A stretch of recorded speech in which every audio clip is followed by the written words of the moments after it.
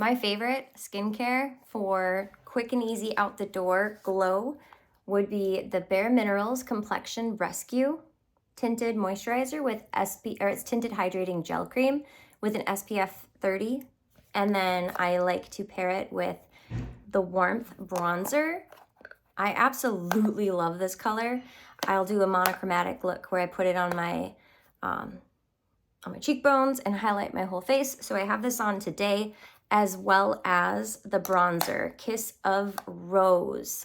Absolutely love this. I got it this past summer, and I mean, I wear it almost every single day, but it's so pigmented that you hardly need anything to really get the desired effect. See what I'm saying? It is so pretty. I absolutely love it. I'm gonna put a little extra on there, but I already have it on. What I do is I do the whole, like, you know, where you drip it across your face, and I absolutely love the glow, and it's almost like a bronze too. So bronzer. It's so pretty.